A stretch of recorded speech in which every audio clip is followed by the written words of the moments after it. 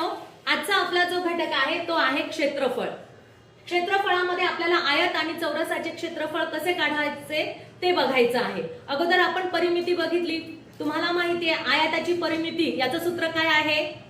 आयत म्हणजे काय?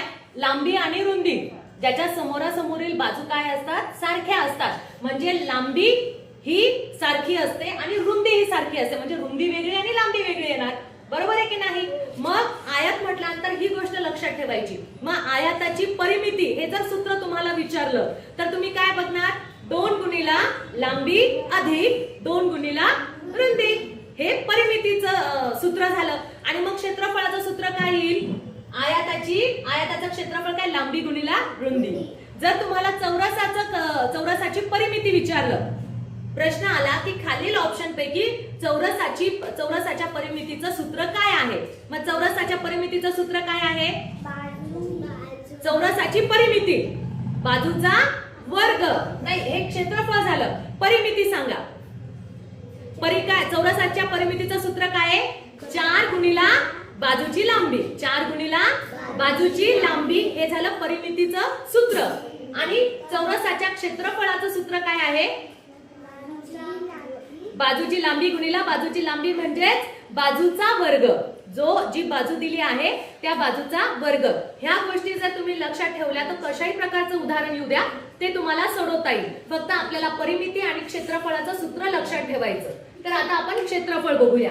क्षेत्रफळामध्ये चौरसाचे क्षेत्रफळ काय आहे? बाजूचा वर्ग किंवा बाजूची लांबी गुणिला बाजूची लांबी, बरोबर।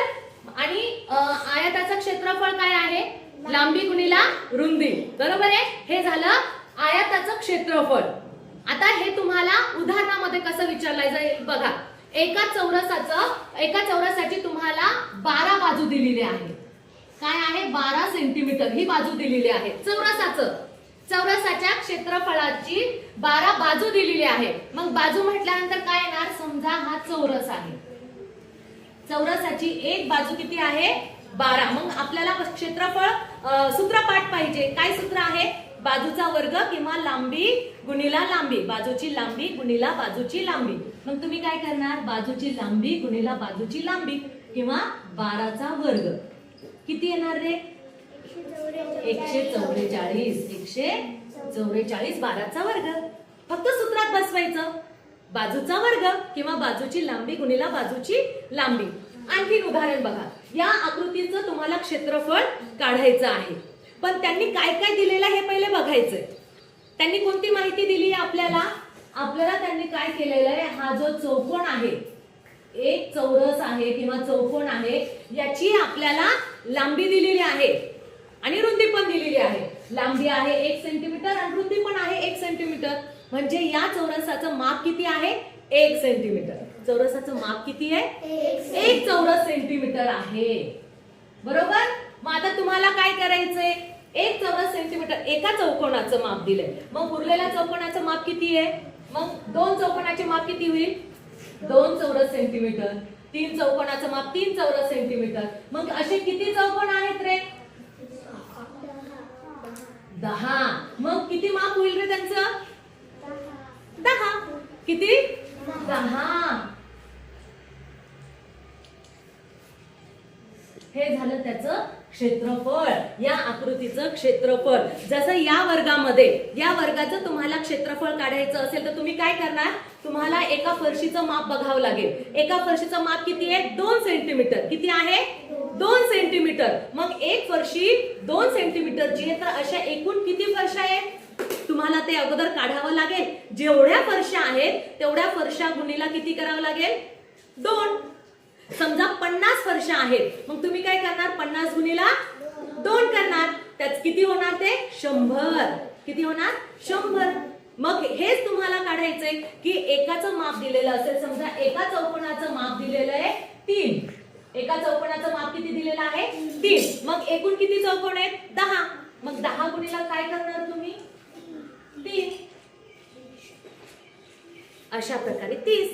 10 चौकोन आहेत ना। 100 चौकोन असेल तर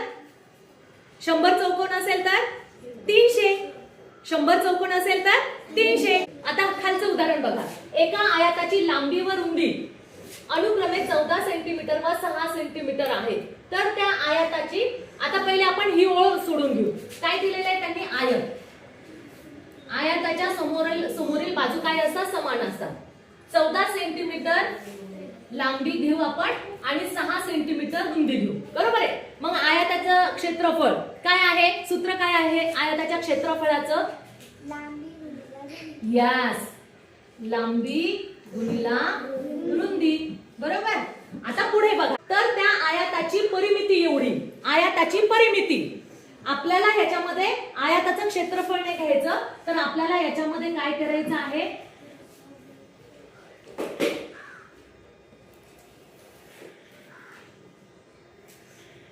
परिमिती घ्यायची आहे. आयताच्या परिमितीचं सूत्र काय आहे? 2 गुणिला लांबी अधिक 2 गुणिला रुंदी. याच्यामध्ये आपल्याला या संख्या बसवायच्या. मग सांगा लांबी किती आहे? 14 अधिक रुंदी किती आहे? 6. मग सोडवा हे उदाहरण. 14 दुनी 28, 6 दुनी 12, 28 आणि 12 किती होतात? 40. 28 आणि 12 किती होतात? 40. मग आता मला सांगा त्यांनी काय विचारलंय? तर त्या आयताची परिमिती एवढी, आयताची परिमिती एवढी परिमिती असणाऱ्या चौरसाचे क्षेत्रफळ. चौरसाचे क्षेत्रफळ. पण चौरसाचे क्षेत्रफळ कसे आहे? परिमिती एवढी. परिमिती एवढीच परिमिती आहे चौरसाच्या क्षेत्रफळाची. मग आता आपण काय करणार? आता आपण काय करणार आहोत? आता आपल्याला चौरसाची परिमिती मिळालेली आहे. आयताची परिमिती मिळालेली आहे. आयताची परिमिती किती आहे? 40. मग आता चौरसाची तेवढीच परिमिती आहे. चौरसाची परिमिती किती आहे? तेवढीच आहे. किती आहे? तेवढीच 40 आहे. मग चौरसाचे क्षेत्रफळ. मग चौरसाचे काय काढायचे आपल्याला? क्षेत्रफळ काढायचे. मग चौरसाचं क्षेत्रफळ काय आहे? बाजूची लांबी गुणिला बाजूची लांबी म्हणजे बाजूची. मला सांगा आयताची परिमिती किती आहे? 40 आणि चौरसाची परिमिती किती आहे? 40. चारही बाजूंची आपल्याला काय मिळालेली आहे? लांबी. आता आपल्याला एका बाजूची काढायची. मग एका बाजूची चौरसाला बाजू किती असतात? 4. चौरसाला बाजू किती असतात? 4. मग आपण काय करणार? 40 भागीला 4 किती येणार? 4 ने जर याला भाग दिला 4 1 4, 4 1 4, 0 0 काहींचो 40. म्हणजे आपल्याला एका बाजूचं माप मिळालं. चौरसाच्या एका बाजूचं माप मिळालं. ते किती आलं? 10. चौरसाच्या एका बाजूचं माप जर 10 आलं तर मग मला सांगा बरं चौरसाच्या क्षेत्रफळाचं सूत्र काय आहे? बाजूचा वर्ग. मग चौरसाचे क्षेत्रफळ बाजूचा वर्ग. मग किती बाजू आहे? एक बाजू किती आहे? 10. एक बाजू किती आहे? 10. कारण परिमिती म्हणजे काय? बाजूंची 4 गुणिला बाजू, बाजूंची लांबी. हे परिमितीचं सूत्र. आपल्याला एका परिमितीच्या सूत्रावरून एक बाजू आपल्याला काढायची. म्हणजे आपण एक बाजू काढली. एक बाजू आहे 10. मग 10चा वर्ग किती येणार? 100. मग त्या चौरसाचे क्षेत्रफळ किती आहे? 100. त्या चौरसाचे क्षेत्रफळ किती आहे? 100. पहिले आपण काय केलं? आयताची परिमिती काढली. ती मिळाली 40. आयताच्या परिमिती एवढी चौरसाची परिमिती आहे. जर आयताची परिमिती 40 आहे तर चौरसाची परिमिती किती? 40. मग आपल्याला ही परिमिती मिळाली. परिमिती म्हणजे 4 गुणिले बाजू म्हणजे 4ही बाजूंची आपल्याला लांबी मिळाली. मग आपल्याला एक बाजू काढायची आहे. मग एक बाजू, मग चौरसाला किती बाजू असतात? 4. मग 40 भागीला आपण काय केलं? 4. असं केल्यानंतर आपल्याला एक बाजू मिळाली. मग आता आपल्याला क्षेत्रफळ काढता येईल. आता आपल्याला क्षेत्रफळ काढता येईल. मग चौरसाचे क्षेत्रफळ काय आहे? बाजूची लांबी गुणिला बाजूची लांबी किंवा त्या बाजूचा वर्ग. मग एक बाजू मिळाली 10. मग त्या 10चा वर्ग किती आला? 100. मग त्या चौरसाचे क्षेत्रफळ किती आहे? 100. अशा प्रकारे तुम्हाला ही उदाहरणं सोडवता आली पाहिजे. त्याच्यासाठी तुम्हाला काय महत्वाचं आहे? सूत्र पाठ करणं. त्या सूत्रामध्ये तुम्हाला फक्त संख्या बसवायच्या आहेत. आलं लक्षात?